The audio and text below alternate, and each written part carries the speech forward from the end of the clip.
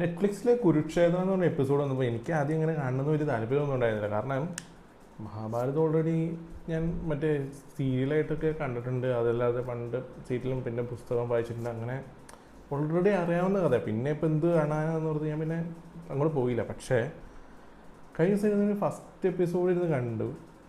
പിന്നെ ഞാൻ നിർത്തിയിട്ടില്ല. അന്ന് ഫുൾ ഡേ ഇരുന്ന് ആ എപ്പിസോഡ് ഫുൾ തീർത്തേ പിന്നെ ഞാൻ എണീറ്റാൻ. അത് എന്താ പറയുക, രോമാഞ്ചിഫിക്കേഷനാണ്.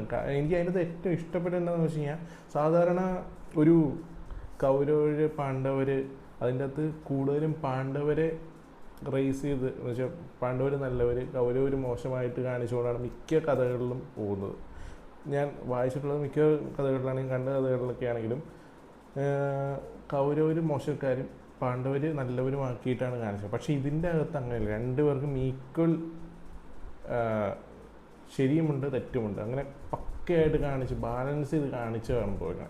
അതുകൊണ്ട് തന്നെ കണ്ടിരിക്കുമ്പോൾ തന്നെ നമുക്കൊരു ഒരു രസമുണ്ട്. പിന്നെ ഓരോ എലിവേഷൻ സീൻസ് ഓരോ കഥാപാത്രങ്ങൾ വരുമ്പോഴാണെങ്കിലും ഒക്കെ അടിപൊളിയായിട്ടാണ് ചെയ്തു വെച്ചാണത്. വേറെ കൂടുതലൊന്നും പറയാനില്ല, പോയി കാണാം.